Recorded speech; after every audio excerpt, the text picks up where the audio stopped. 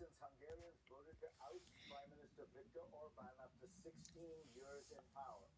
The right-wing populist was a self-proclaimed champion of illiberal democracy, aligning closely with Russia and Trump while shunning the EU and Ukraine. TISA, the party that defeated Orban, won in a landslide, and now the leader, Peter Magyar, is set to be Hungary's next prime minister. What does Orban's defeat mean for Europe, for MAGA, for the fate of democracy? Joining me to discuss is Anne Applebaum, the Pulitzer Prize-winning historian and staff writer for The Atlantic.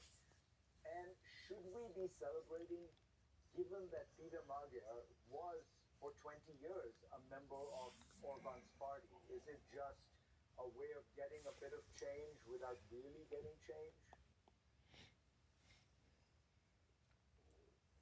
No, I think Peter Magyar made clear that he was a center-right politician, that he believed in the control of migration, that he's a social conservative, but that all of those things can be debated and indeed are debated in other countries within the context of a normal liberal democratic system. In other words, you can discuss migration without telling Hungarians, as Orban did, that there's a secret plot to bring migrants into Hungary to dilute the Hungarian nation, and it's controlled by George Soros. And only if you vote for me will we be able to protect the future of Hungary.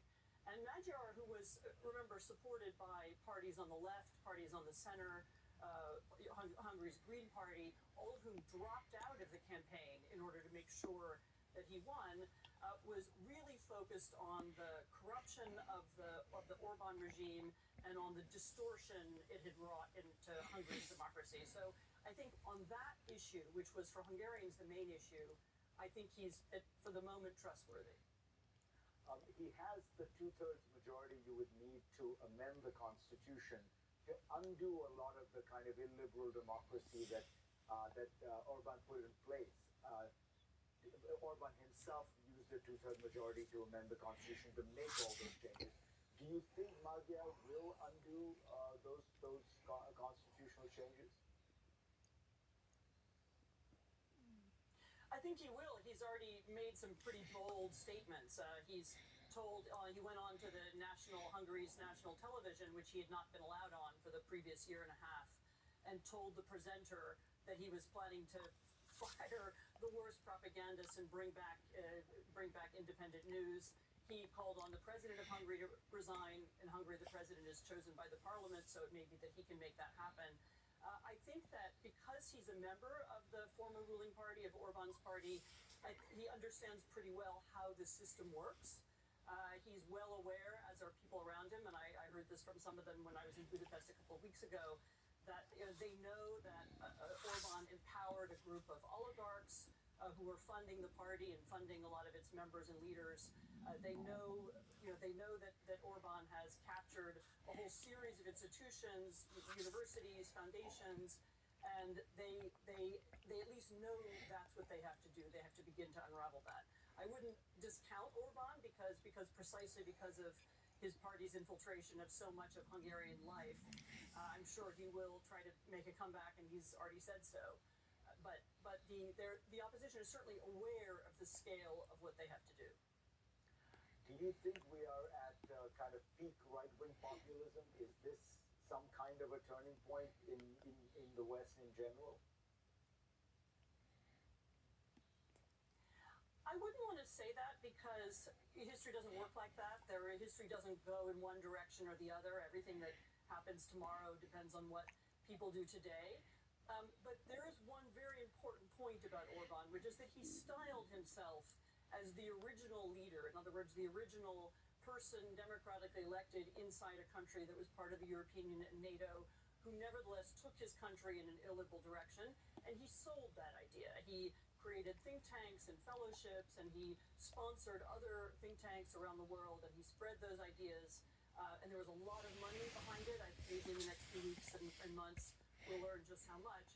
And so losing him as a source of funding and of advocacy does make a big difference to certainly the European far right and maybe even to the American MAGA movement. I think it's also, and I've heard this even here in Poland, I think it's also a lesson for a lot of parties on the right that it's very risky to be too closely aligned with Trump and Vance.